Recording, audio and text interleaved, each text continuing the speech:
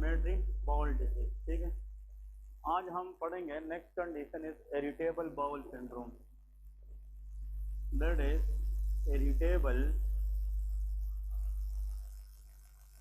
Bowel syndrome, that is called IBS। ठीक है जी, irritable bowel syndrome. कल वाला था इन्फ्लेमेटरी बाउल डिजीज, वो IBD है, और आज IBS पढ़ेंगे, that is called irritable bowel disease या बाउल सिंड्रोम जिसको कहते हैं। ठीक है, a condition which affect small intestine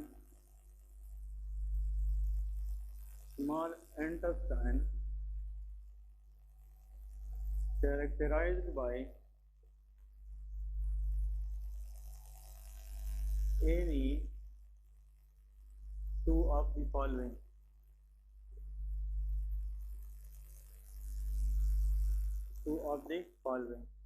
actually जो इरिटेबल बाउल सिंड्रोम है, ये स्मॉल इंटेस्टाइन का मसला होता है, और इसमें तीन के अंदर दो बातें ये ज़रूरी होती है। Number one, pain during passing the stool या pain along with defecation, but it will be relieved after passing the stool। क्योंकि ये बात इम्पोर्टेंट है।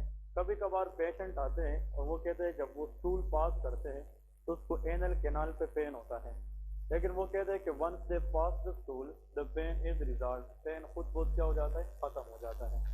अगर पेशेंट ये कहे कि जब वो स्टूल पास करता है तो उसको एनल कैनाल पे पेन होता है, और even after passing the stool वो पेन फिर भी क्या होता है, परसिस्ट होता है, वो एनल फीशर होता है। क्या होता है, एनल फीशर, मतलब एनल अल्सर्स होते हैं, वो अलग चीज़ें। लेकिन इन लोगों में पासिंग द स्टूल के दौरान पेन होगी, एनल कैनाल पे पेन होगी, लेकिन after passing the stool the pain will also relieve. ये इसका मोस्ट इम्पोर्टेंट है। इसको डॉक्टर्स ये बताते हैं कि इंटेस्टाइन में मसला है जिसमें पेशेंट को दर्द होता है, and that pain can irritate the patient. Irritable उसको इसलिए कहते हैं कि pain in the intestine irritate the patient to pass the stool, and once the patient pass the stool the pain is automatically relieve. ये इसका main point है। ठीक है जी, ये इसको जनाब स्टार करें, ये इसका मेन पॉइंट है, इसका होना ज़रूरी है।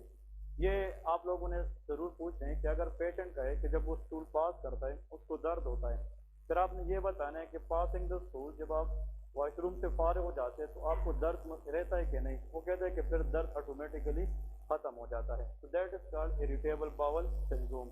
इसके साथ लेके अल्टरनेट डायरिया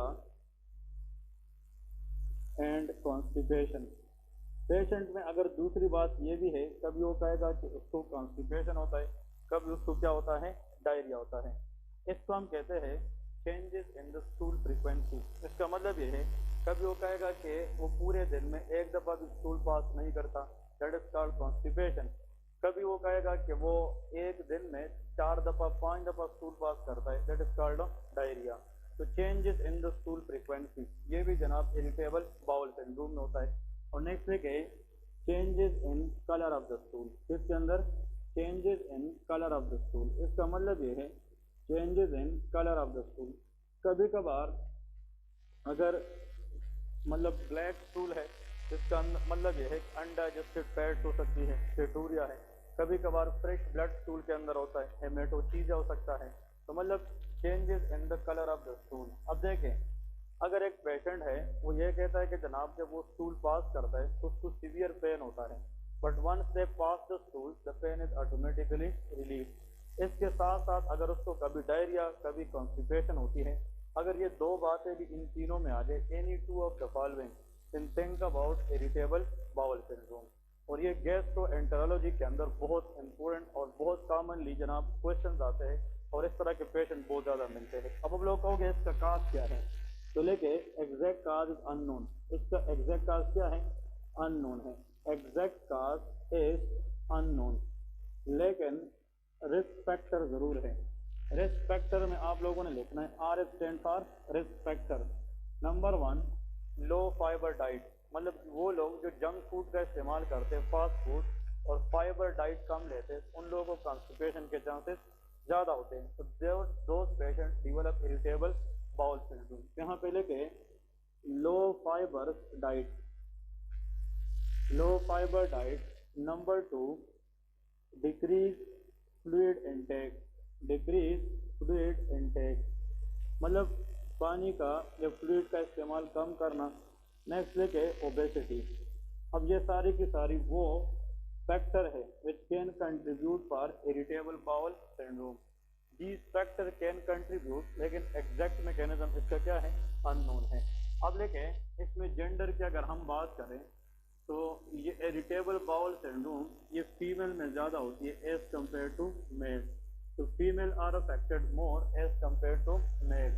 फिर इसमें लेके पीक एज, इसका पीक एज क्या है, किस एज के अंदर इरिटेबल बाउल सिंड्रोम के चांसेस होते हैं। तो middle age women, middle age के अंदर इसके चांसेस ज़्यादा होते हैं, अराउंड 20 to 40 ईयर्स आते हैं, मतलब 20 से लेकर 40 साल के दरमियान इरिटेबल बाउल सिंड्रोम के चांसेस ज़्यादा होते हैं। ठीक है जी। अब इसमें यहाँ पे देखें व्हाट इज़ द ट्रीटमेंट। आप लोगों ने ट्रीटमेंट क्या करनी है, इसकी जनाब कोई इन्वेस्टिगेशन करने की ज़रूरत तो नहीं होती।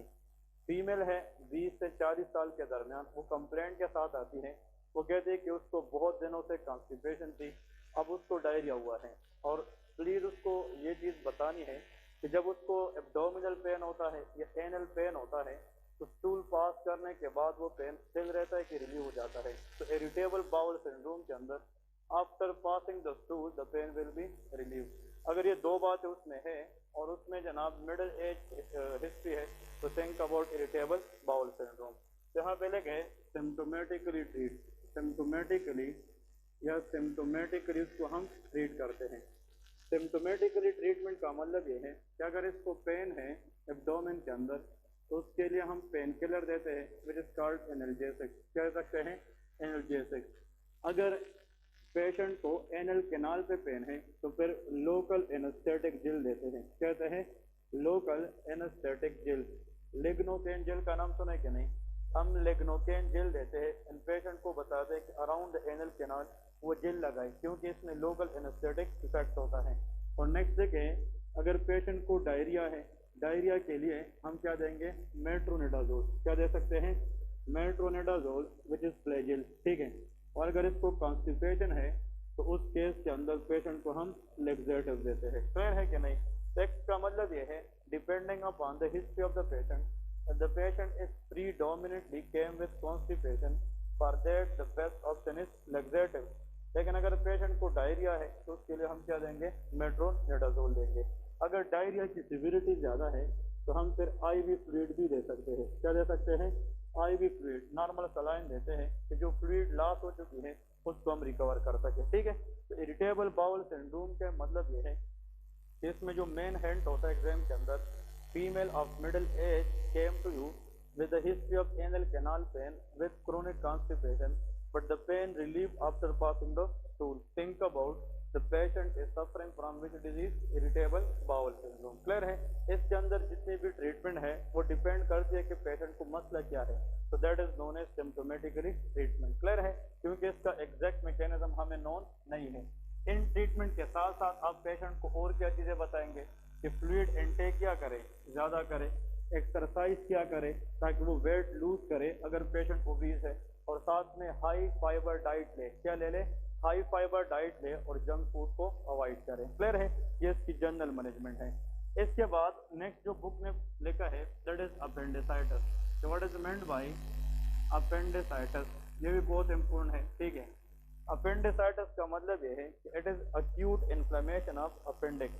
अगर अपेंडिक्स की इन्फ्लेमेशन हो जाए दैट इज कॉल्ड अपेंडिसाइटिस। जहाँ पे लेके acute inflammation of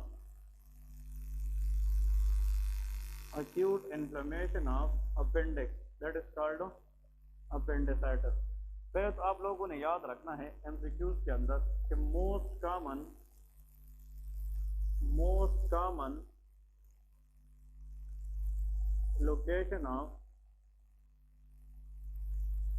appendix is, appendix की जो मोस्ट कॉमन लोकेशन है वो क्या है, दैट इज कॉल्ड रेट्रोसीकल।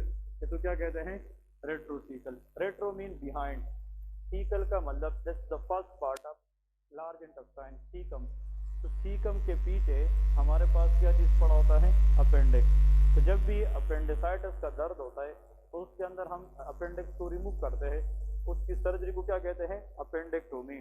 तो जब यहाँ पे हम कट लगाते हैं तो सबसे पहले पार्ट को जो हम टारगेट करते हैं दैट इज सीकम, और सीकम के पीछे जो गोश्त का टुकड़ा होता है that is called appendix.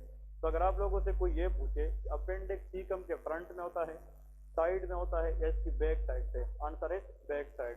Retro mean behind, behind the caecum there is appendix. उसकी इन्फ्लेमेशन को हम क्या कहते हैं, अपेंडिसाइटिस कहते हैं। क्लियर है।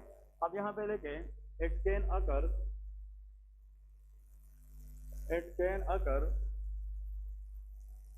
in children as well as in adults। इसका मतलब ये है कि अपेंडिसाइटिस की कोई एज नहीं होती, ये बच्चों में भी हो सकता है और बड़ों में भी हो सकता है।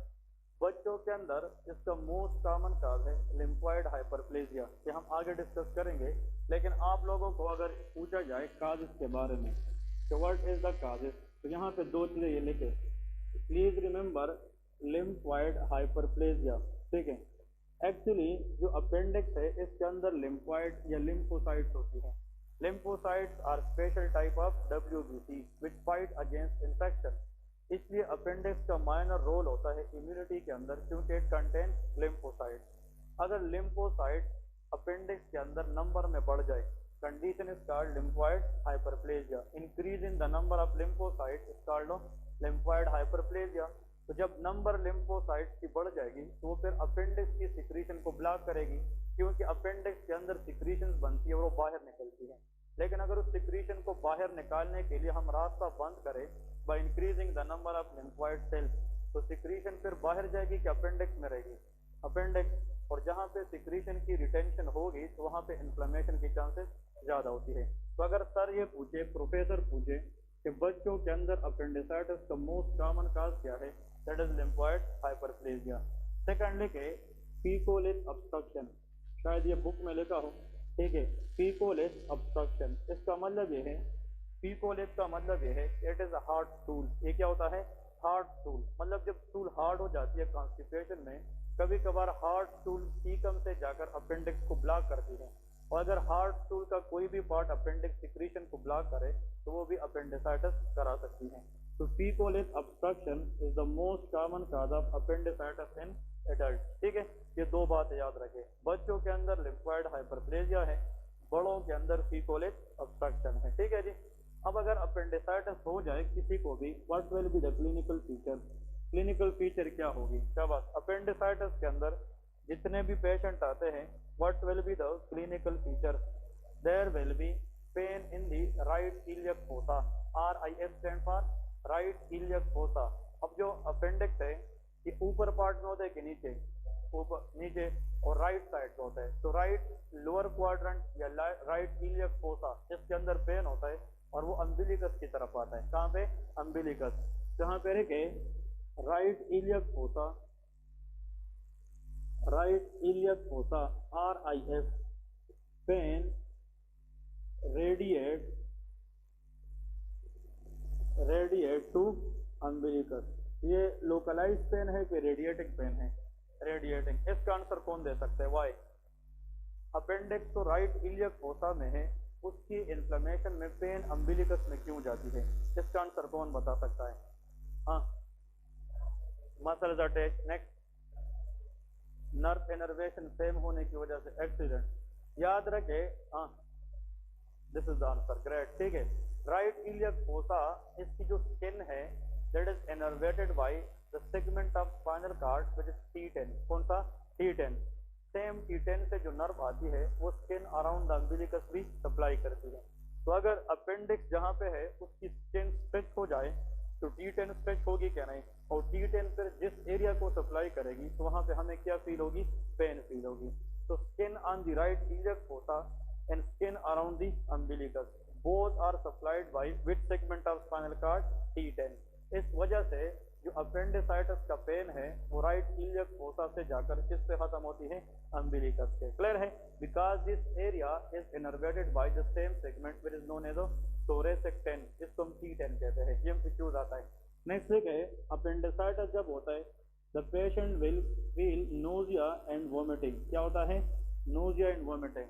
अपेंडिसाइटिस के दर्द में इंसान को पहले मछली की कैफियत होती है, इंसान को ऐसा लगता है कि उसको उल्टी आ रही है और फिर जाकर वो क्या करता है? वोमिटिंग। कभी कभार हम कहते हैं कि यार मुझे उल्टियाँ आ रही है, लेकिन वो फिर बंदा उल्टियाँ करता नहीं है। Feeling of vomiting that is called nausea. और जब फिर वो वोमिटस निकाल लेता है तो उसको क्या कहते हैं? वोमिटिंग। तो इसके बाद लिखे नेक्स्ट इज फीवर। पेशेंट को क्या होता है? फीवर भी होता है, क्योंकि अपेंडिसाइटिस के अंदर there is increase temperature and that is known as fever. तो ये बात है पेशेंट को जनाब हो जाती है। तो लेके ऑन एग्जामिनेशन या ऑन पल्पेशन, जब हम पल्पेट करते हैं पेशेंट लेके आते हैं, यहाँ पे लेके एमसीक्यूज में दैट इज कॉल्ड मैकबर्नी। ये नाम सुना है? McBurney point tenderness. क्या होता है? McBurney point tenderness. प्लीज याद रखें, this is a very very important. अगर एक पेशेंट है उसको ये सिम्टम्स आ जाए और उसकी मैकबर्नी पॉइंट पे क्या हो? टेंडरनेस।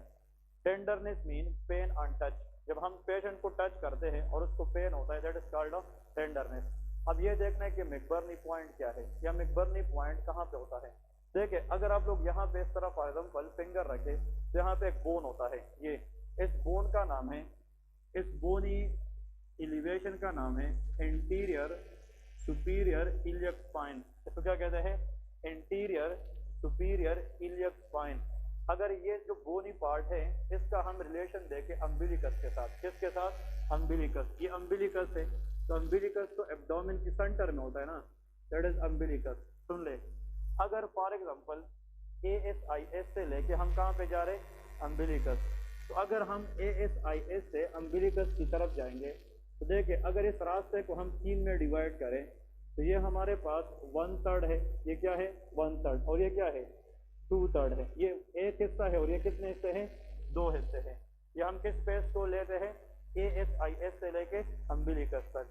अब क्वेश्चन ये है, इन लोगों ने तो खैर इस तरह ये नहीं लिखा है, लेकिन फिर भी याद रखे अगर ये जो ASIS है ये बाहर की तरफ है कि अंदर की तरफ?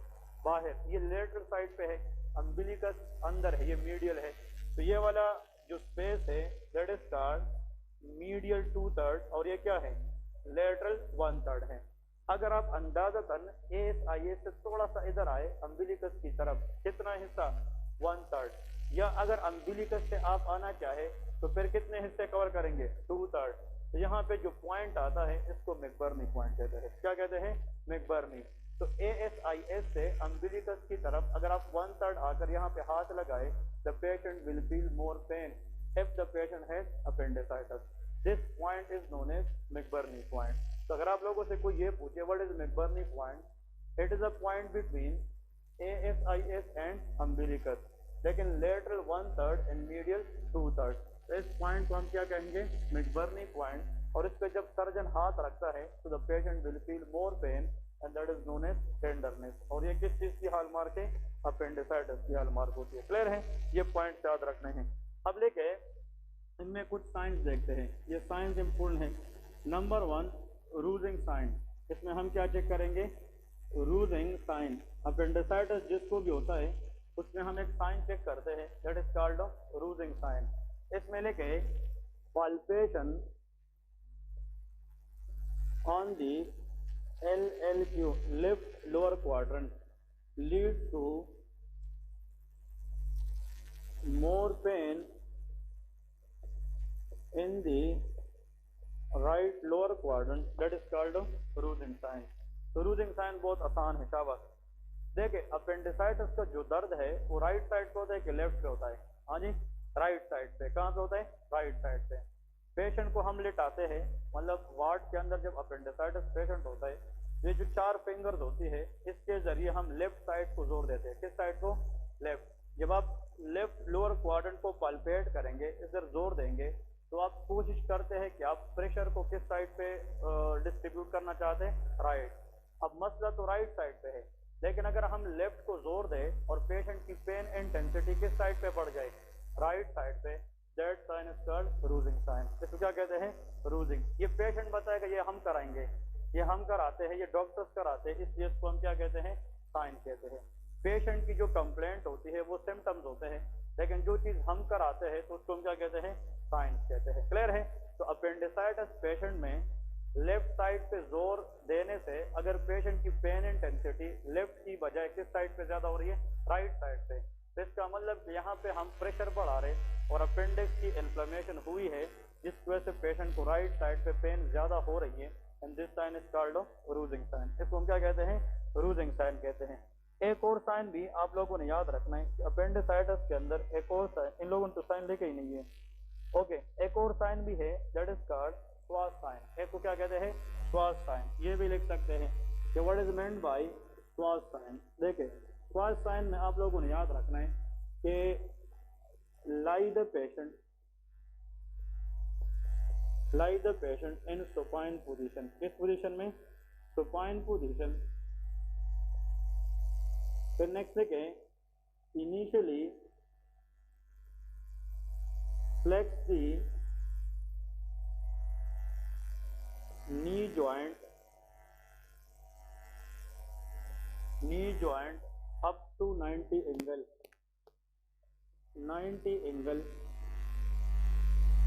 and then extend। फिर क्या करते हैं, then extend, which lead to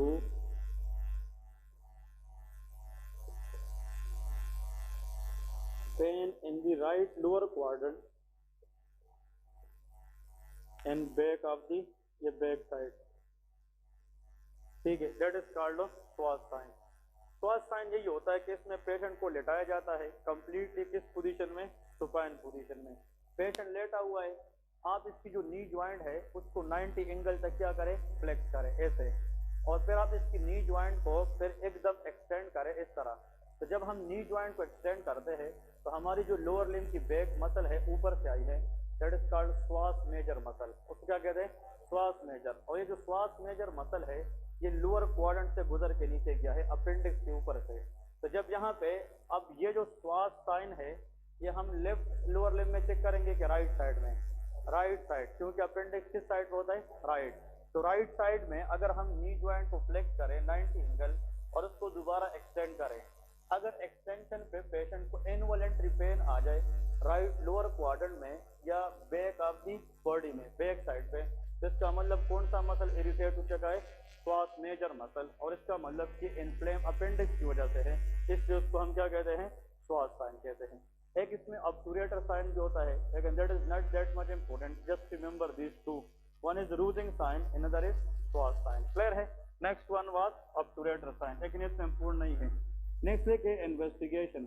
अगर आप अपेंडिसाइटिस को सस्पेक्ट करते हैं, what we will investigate. Investigation क्या है, सबसे पहले के ब्लड सीपी क्या करेंगे, ब्लड सीपी मतलब ये है कि नॉर्मल ब्लड सीपी करते हैं, और उसमें आप लोगों को पता है कि WBC की काउंट ज्यादा होगी कि कम, ज्यादा, and that is called leucocytosis. इसको क्या कहते हैं, leucocytosis. Increase level of WBC in the blood CP, that is called leucocytosis. Clear है? या कुछ लोग इसको कहते हैं इंक्रीज TLC। क्या कहते हैं, TLC, टोटल ल्यूकोसाइट काउंट क्या हो जाती है, इंक्रीज हो जाती है, क्योंकि इसमें TLC बढ़ जाती है। और आखिर में लेके USG क्या करते हैं, USG ultrasonography, and that will show inflamed appendix. ये हमें क्या बताएगी, इन्फ्लेम्ड अपेंडिक्स बताएगी। इसका मतलब ये है कि इन्फ्लेम्ड अपेंडिक्स, सबसे पहले जब अपेंडिसाइटिस का केस होता है तो हम इनिशियली ब्लड टेस्ट करते हैं, ब्लड सैंपल लेकर लेबोरेटरी को बताते हैं जिसकी ब्लड CP करें, और इन्फेक्शन है तो इन्फेक्शन के अंदर WBC की लेवल क्या होगी, ज़्यादा। तो blood CP of appendicitis patient will show leucocytosis या इंक्रीज टोटल ल्यूकोसाइट काउंट। लेकिन फिर ये देखना है कि अपेंडिक्स इन्फ्लेम्ड है कि नहीं, उसकी इन्फ्लेमेशन हुई है कि नहीं, तो उसके लिए हम अल्ट्रासोनोग्राफी करते हैं, एंड दैट इज अल्ट्रासाउंड। लेकिन अब ये बेसिक में तो खैर नहीं है, क्लिनिकल में याद रखें। अगर एग्जामिनर ये पूछे कि गोल्ड स्टैंडर्ड इन्वेस्टिगेशन क्या है, फिर CT स्कैन है। क्या है, CT स्कैन। ये जो अल्ट्रासाउंड है ये सिर्फ ये बता सकता है कि अपेंडिक्स की क्या हुई है, inflammation.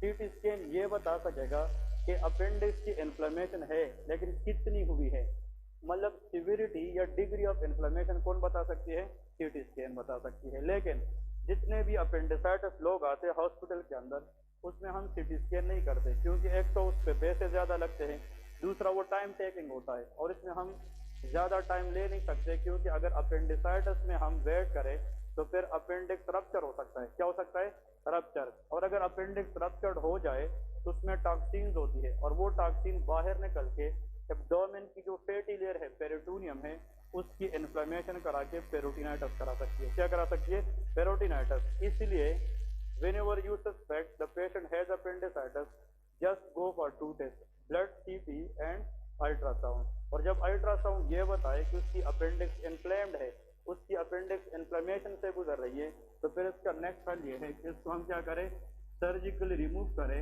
And that is called appendectomy. इसको क्या कहते हैं, अपेंडेक्टोमी। अपेंडिसाइटिस को हम मेडिकली डील नहीं करते। The most accurate way of treatment for appendicitis, that is called appendectomy। Appendectomy is done under general anesthesia। ये हम किस में करते हैं, जनरल एनेस्थीसिया। पेशेंट को पूरा एनेस्थीसिया देते हैं, ओटी के अंदर 10 से 15 मिनट की सर्जरी होती है, और हम अपेंडिक्स को रिमूव कर देते हैं। कुछ लोग आपसे ये सवाल करेंगे कि डॉक्टर साहब अगर आप मुझसे अपेंडिक्स रिमूव करेंगे तो आया मैं फिर बाद में जी पाऊंगा कि नहीं, आया मैं रह पाऊंगा कि नहीं, क्योंकि जो गांव वाले होते हैं उनको ये नहीं पता होता कि अपेंडिक्स का काम क्या है, अपेंडिक्स क्या चीज़ है। आपने बताना है कि अपेंडिक्स की बॉडी में कुछ रोल भी नहीं है। It play role in the immunity but very very less than 1%। क्योंकि याद रखे अपेंडिक्स के अलावा बहुत सारी चीज़ें हैं जो इम्यूनिटी में रोल प्ले कर सकती हैं। समझ गए कि नहीं? तो this what all about the appendicitis. किसी ने इंटर्नशिप बाद में करना है, हाउ जॉब करना है, प्लीज दो बात याद रखें। Any patient which presented with right lower quadrant pen, किसके साथ, right lower quadrant pen, and that radiate toward umbilicus. जब वो किधर जा रहा हो, अम्बिलिकस, और नोजिया वॉमिटिंग हो, थिंक अबाउट व्हाट, अपेंडिसाइटिस। अगर आपने बिल्कुल टाइम वेस्ट नहीं करना और जल्दी कुछ करना है कि यार पेशेंट मुझसे सीरियस ना हो जाए, तो right lower quadrant which radiate pain toward the umbilicus, nausea and directly go for ultrasound. क्या करना है, अल्ट्रासाउंड। अगर अल्ट्रासाउंड बताए कि इस बंदे की अपेंडिक्स इन्फ्लेम्ड है, then you have to go for which procedure, appendectomy. किस पे जाना है, अपेंडेक्टोमी पे जाना है। क्लियर है? नेक्स्ट इसके बाद जो कंडीशन हम पढ़ेंगे दैट इज कॉल्ड आने डायवर्टिकुलम। लिखे द हेडिंग ले दे, what is meant by diverticulum, which is very very important one. ठीक है, तो नेक्स्ट तो यहाँ पे जो टॉपिक है दैट इज कॉल्ड डायवर्टिकुलम। ठीक है, what is meant by diverticulum. तो लेके इसकी डेफिनेशन क्या है, डायवर्टिकुलम इज द प्रोट्रूजन या outpouching of any part of the GIT. GIT का कोई भी पार्ट अगर बाहर की तरफ आउटपाउचिंग करे तो क्या कहते हैं, डायवर्टिकुलम। यहाँ पे लेके कि प्रोट्रूजन, प्रोट्रूजन से मुराद भी बाहर की तरफ निकलना, प्रोट्रूजन और outpouching, outpouching of any part of GIT, gastrointestinal tract. इसका मतलब माउथ से लेके एनल कैनाल तक कोई भी पार्ट अगर बाहर की तरफ से एबनॉर्मली निकले तो ऐसे कंडीशन को हम डायवर्टिकुलम कहते हैं। बात समझ गए कि नहीं? अब इसमें बहुत आसान कंसेप्ट है, लेकिन एमसीक्यूज देखें जो एग्जाम्स में आता है वो ये है, the most common site for diverticulum, the most common site for diverticulum. अब देखें होने पे तो ये किसी भी पार्ट ऑफ जीआईटी में हो सकती है कि नहीं, लेकिन मोस्ट कॉमन डायवर्टिकुलम अगर लोगों में हो सकती है वो लार्ज इंटेस्टाइन में होती है। कहाँ पे, लार्ज इंटेस्टाइन। फिर लार्ज इंटेस्टाइन के कुछ पार्ट्स है जैसे कि सीकम है, असेंडिंग कोलोन है, डिसेंडिंग कोलोन है। तो अगर एग्जामिनर स्पेसिफिक बताए कि वो लार्ज इंटेस्टाइन का कौन सा पार्ट है जिसके अंदर डायवर्टिकुलम के चांसेस ज़्यादा होते हैं, तो आंसर है सेगमॉइड कोलोन। कौन से कोलोन में, सेगमॉइड कोलोन। तो please remember this is very very important MCQs question. ये एनईबी के अंदर, एनएलई के अंदर ये बहुत इंपॉर्टेंट क्वेश्चन है कि जीआईटी तो माउथ से लेके एनल कैनाल तक है, और इसके किसी भी पार्ट में अगर बाहर की तरफ प्रोट्रूजन हो जाए, दैट प्रोट्रूजन और outpouching is known as a diverticulum. लेकिन पूरी जीआईटी में वो कौन सा पार्ट है जिसके अंदर डाइवर्टिकुलम के चांसेस ज्यादा होते हैं? Answer will be sigmoid colon. वो क्या है? सिग्मॉइड कोलोन है। अब यहाँ पे sigmoid colon is the part of large intestine present in the left side of the body. ये कहाँ पे होता है? Left side. याद रखे राइट साइड पे अपेंडिक्स होता है, अपेंडिक्स के बिल्कुल सामने लेफ्ट साइड पे जो part of the large intestine पड़ा है that is called of sigmoid colon. कभी कभार सिग्मॉइड कोलोन में जो मसला होता है उसमें लेफ्ट लोअर क्वाड्रेंट पेन होता है। अपेंडिसाइड का पेन कहाँ पे होता है? राइट साइड पे होता है। तो कभी कभार सिग्मॉइड कोलोन पेन को लेफ्ट साइडेड अपेंडिसाइटिस भी कहा जाता है। इसलिए लोग कहते हैं कि जो सिग्मॉइड कोलोन के मसले हैं वो लेफ्ट साइड पे ऐसे प्रेजेंट होते हैं जिस तरह के राइट साइड पे क्या होता है? अपेंडिसाइटिस होता है। क्लियर है कि नहीं? ये पॉइंट याद रखें। नेक्स्ट इसमें इसके लेके टाइप। अब इसकी टाइप की तरफ अगर हम जाएं तो डाइवर्टिकुलम दो तरह की होती है। Number one true diverticulum, true diverticulum, और एक होता है सूडो डाइवर्टिकुलम, जिसको हम कहते हैं फॉल्स डाइवर्टिकुलम। यहाँ पे लिखे if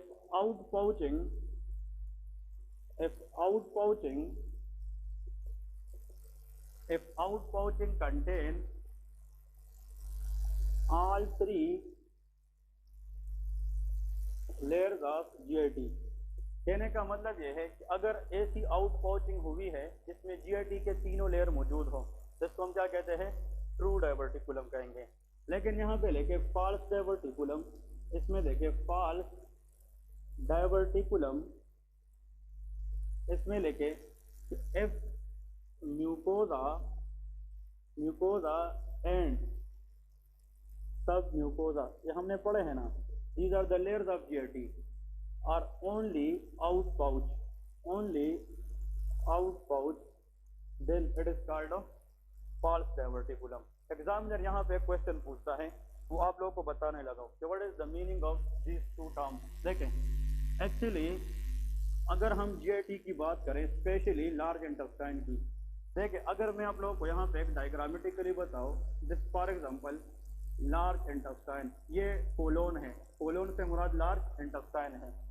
आप लोगों को पहले से पता है कि लार्ज इंटेस्टाइन के अंदर कुछ लेयर्स है, म्यूकोजा, सब mucosa, muscular layer and serosa. Clear है कि नहीं? कितने लेयर है? 4। अब देखें अगर यहाँ पे कोई डिफेक्ट है, सुन ले, यहाँ पे ये लेयर बाहर की तरफ निकली है इस तरह, और इसके साथ साथ म्यूकोजा भी निकली है और सब म्यूकोजा, हाँ जी, मस्कुलर लेयर एंड सीरोसा। अब यहाँ पे ये लार्ज इंटेस्टाइन इस तरह बन चुका है। अब देखें लार्ज इंटेस्टाइन तो नॉर्मल इस तरह होना चाहिए, लेकिन अगर इस एंडोस्कोपी के जरिए हमें पता चले कि लार्ज इंटेस्टाइन का एक पार्ट बाहर की तरफ से आउट पाउच हो चुका है, क्या हो चुका है? आउट पाउच, और उसमें से एक लेयर इन्वॉल्व है कि ऑल लेयर्स इन्वॉल्व है? हाँ, ऑल लेयर, क्योंकि ये वाला जो है ये म्यूकोजा है, ये क्या है?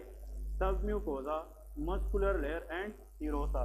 तो ऐसी out pouching of the GIT specially colon के अंदर जिसमें सारे layer, all layers of the GIT involve हो तो उसको क्या कहते हैं? True diverticulum. इसको क्या कहते हैं? ट्रू। मैंने आगे आप लोगों को पढ़ाना है, इसका बेस्ट एग्जांपल है मैकल डाइवर्टिकुलम। इसको क्या कहते हैं? मैकल डाइवर्टिकुलम। ये नाम सुना है कि नहीं? ये मैंने आगे पढ़ा नहीं आप लोगों को, इस पे क्वेश्चन आता है कि व्हाट इज मैकल डाइवर्टिकुलम।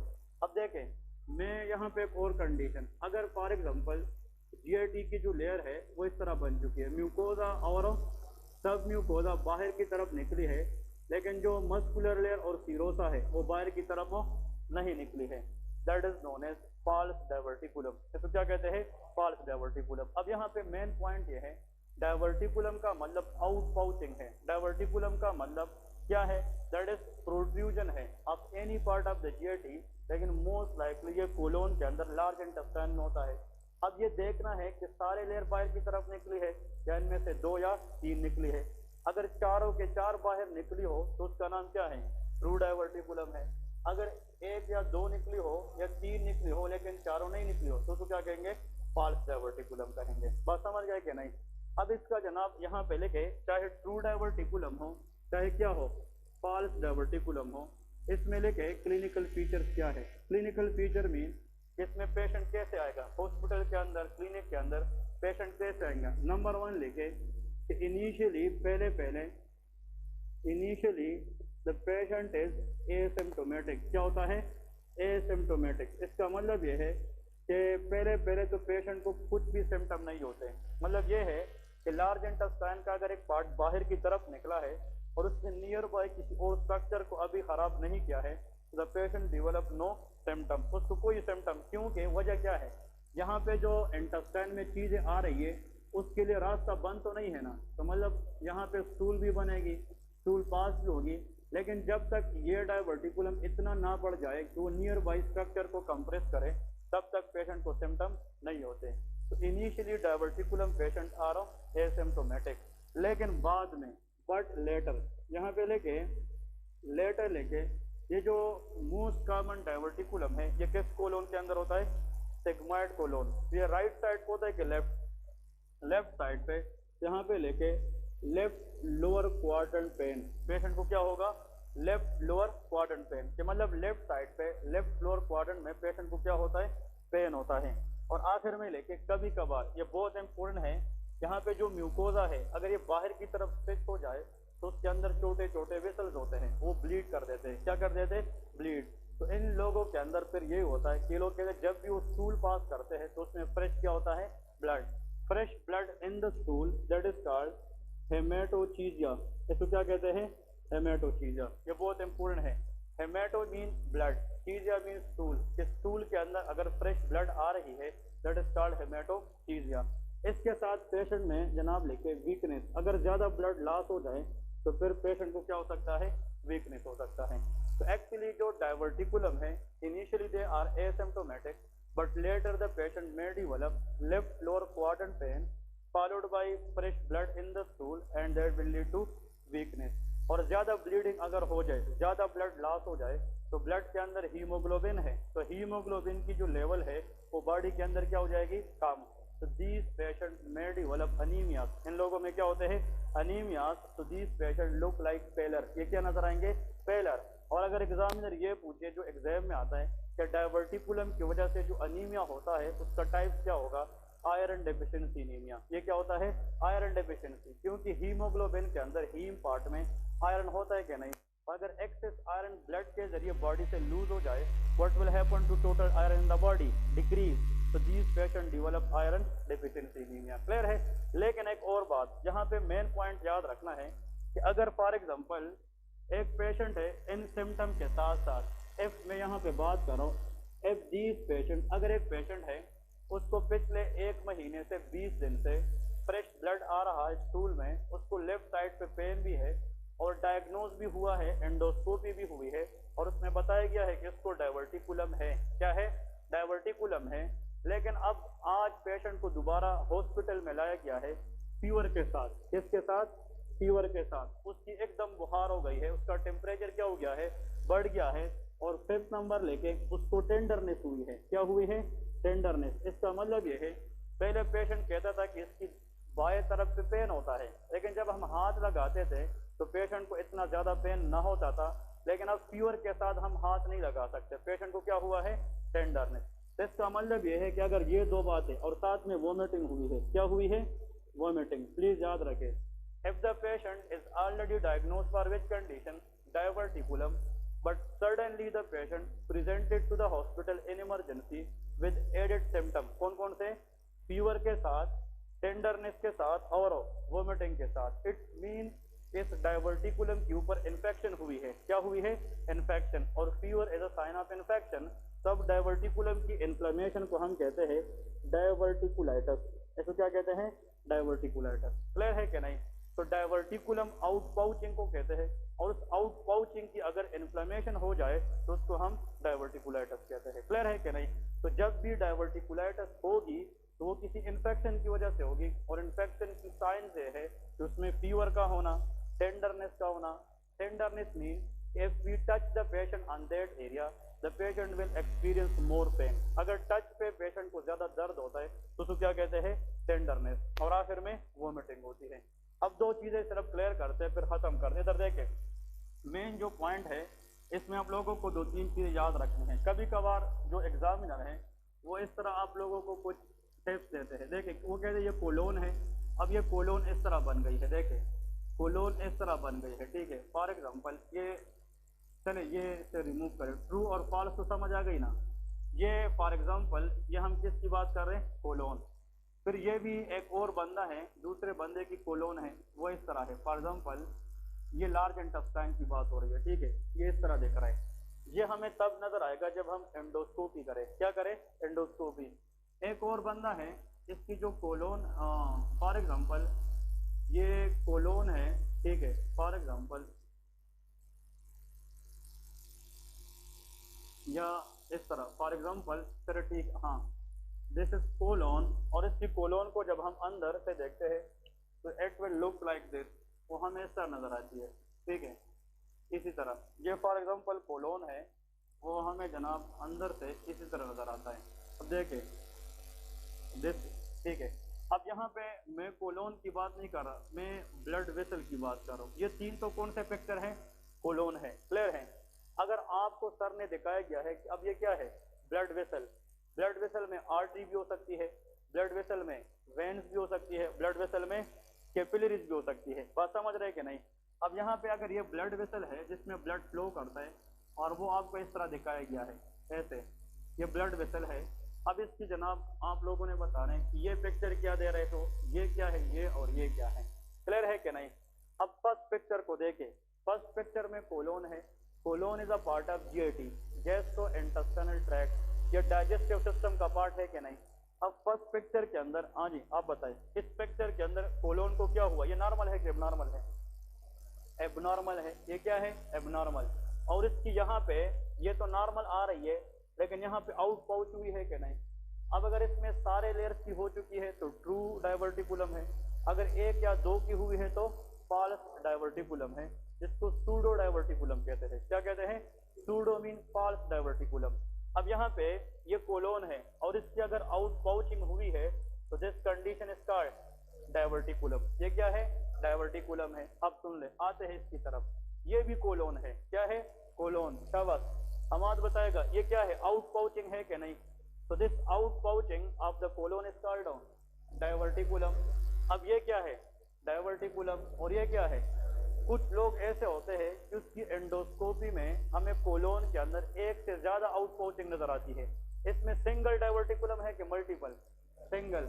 एक आउट पाउचिंग को डाइवर्टिकुलम कहते हैं, और अगर एक कोलोन में ज्यादा डाइवर्टिकुलम आ जाए तो उसको डाइवर्टिकुलोसिस कहते हैं। दैट इज कॉल्ड डाइवर्टिकुलोसिस, क्लियर है कि नहीं। तो diverticulum is the single out pouching of the large intestine, लेकिन अगर वो सिंगल आउट पाउचिंग एक से ज्यादा हो जाए तो क्या कहते हैं, डाइवर्टिकुलोसिस कहते हैं। अब समझ गए क्या नहीं। अब इसको देखें, ये सिंगल है कि मल्टीपल है, ये सिंगल है, लेकिन इस आउट पाउचिंग को मैंने रेड बनाया है। रेड का मतलब यह है कि इसमें साइंस ऑफ इन्फ्लेमेशन है। क्या है, साइंस ऑफ इन्फ्लेमेशन। ये डाइवर्टिकुलाइटिस है, ये क्या है, डाइवर्टिकुलाइटिस। तो आउट पाउचिंग तो है, इसका मतलब यह है कि ये इन्फ्लेम्ड हो चुका है, तो that is called diverticulitis, clear है कि नहीं। अब इसको देखें, ये क्या है, out pouching of the colon है, ये out pouching of the blood vessel है, और ये आउट पाउचिंग ऑफ दी। अब सुन ले, बहुत आसान है, ये किताबों से नहीं, यहाँ से थोड़ा सा सोच के, अगर out pouching of the large intestine हो जाए, कोलोन हो जाए, तो उसका नाम क्या है, डाइवर्टिकुलम। लेकिन अगर सेम आउट पाउचिंग इस चीज की हो जाए, ब्लड वेसल, तो उसको एनुरिज्म कहते हैं। इसको क्या कहते हैं, एनुरिज्म कहते हैं। तो आपसे अगर ये पूछा जाए what is the difference between diverticulum and aneurysm, both are the out pouching, but one in the large intestine, another is in the blood vessel. एक कहाँ पे होता है, ब्लड वेसल में होता है। एक पेशेंट आता है, इधर देखे आखिरी, आप बताए शाबाश, कॉम्प्लिकेशन ऑफ डाइवर्टिकुलम क्या है। जो बंदा ये बताएगा, दो तीन बातें कौन बता सकता है। अगर डाइवर्टिकुलम को ट्रीट ना करे, okay excellent. Number one complication कि diverticulum will convert into diverticulitis, inflammation हो सकती है। क्या हो सकती है, इन्फ्लेमेशन। Next, excellent. अगर ये आउट पाउचिंग खत्म नहीं की जाए तो यहाँ पे इन्फेक्शन के चांसेस ज्यादा होंगे, और इस इन्फेक्शन की वजह से लोकल एब्सेस बन सकती है। क्या बन सकती है, एब्सेस। तो यहाँ पे लेके एब्सेस मीन पस फॉर्मेशन, क्या कहते हैं, पस फॉर्मेशन, एब्सेस हो सकती है। नेक्स्ट, सबसे इंपोर्टेंट, हाँ excellent, this is the very important answer he give कि अगर ये डाइवर्टिकुलम, इधर देखिए, इसके साथ नियर बाई कोई दूसरा स्ट्रक्चर हो सकता है कि नहीं। अब अगर ये बढ़ता जाए तो ये एबनॉर्मली स्ट्रक्चर के साथ कनेक्शन डाल सकता है कि नहीं, and that is called fistula formation. इसको क्या कहते हैं? फेस्टुला। एक ऑर्गन का या एक पार्ट का बॉडी के साथ एबनॉर्मली दूसरे पार्ट के साथ connection banana, that is called of fistula. इसको क्या कहते हैं? फेस्टुला। ये क्या बना सकता है? फेस्टुला। और ये रप्चर हो सकता है। क्या हो सकता है? रप्चर। और आप लोगों को पता है कि अगर ये जगह बाहर की तरफ निकलती रहे तो दीज लेयर बिकम थिक और थिन, ये थिन हो जाएगी। अगर इस पर प्रेशर बढ़ जाए तो ये रप्चर हो सकती है, और अगर ये रप्चर हो जाए तो फिर टॉक्सिन जो लार्ज इंटेस्टाइन के अंदर टॉक्सिक मटेरियल है वो बाहर निकलेगी कि नहीं, और जब वो बाहर एब्डोमेन में निकलेगी तो जो फैटी लेयर है, पेरिटोनियम है, उसको इन्फ्लेम करेगी कि नहीं, तो इट कैन कॉज पेरोटिनाइटिस। ये क्या करा सकती है? पेरोटिनाइटिस। ये देखिए, ये सारी की सारी इस कंसेप्ट से पता चलता है। क्लियर है? अब एक और पॉइंट है, कभी कभार यहाँ पे बहुत इंपॉर्टेंट है, ये हमारा जो लार्ज इंटेस्टाइन है, लार्ज इंटेस्टाइन ये यूरिनरी ब्लैडर के फ्रंट पे होता है। कहाँ पे होता है? Urinary bladder. अब ये लार्ज इंटेस्टाइन है, सुन ले, ये लार्ज इंटेस्टाइन का कोई पार्ट ले ले, और यहाँ पे इधर देखिए ये किडनीज है, किडनी से यूरेटर नीचे आता है, यूरेटर, और ये यूरेटर जाकर ओपन होता है यूरिनरी ब्लैडर में, और ब्लैडर से फिर यूरेथ्रा के जरिए यूरिनो बाहर जाती है। The part of the urinary system which store urine, that is called urinary bladder. ये क्या होता है? Urinary bladder. ये लार्ज इंटेस्टाइन है, दैट इज कोलोन। अब सुन ले, इस कोलोन के अंदर यहाँ पे आउट पाउचिंग हुई है। क्या हुई है? Out pouching. So that is called diverticulum. ये क्या है? डायवर्टिकुलम। अगर ये आउट पाउचिंग बढ़ती रहे, एक वक्त आ सकता है कि आउट पाउचिंग बढ़ जाए और ये किसके साथ टच हो सकता है? Urinary bladder. तो फिर इस लार्ज इंटेस्टाइन और यूरिनरी ब्लैडर के दरमियान एबनॉर्मल कनेक्शन एस्टेब्लिश हो चुके हैं कि नहीं, and this abnormal connection is called fistula. अब अगर ये फेस्टुला इसके साथ बन चुकी है तो उसकी जो दोनों लेयर आपस में मिलेगी, ये एक दूसरे में डिजॉल्व हो जाएगी। क्या हो जाएगी?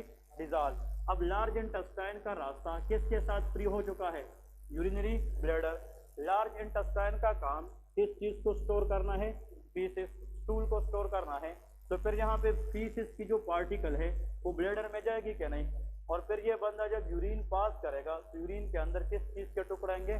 फीसिस के टुकड़े आएंगे। इफ द पर्सन से when I pass urine so there is stool in my urine, it's mean के लार्ज इंटेस्टाइन का कोई पार्ट किसके साथ एबनॉर्मल कनेक्शन बना चुका है? Urinary bladder by formation fistula.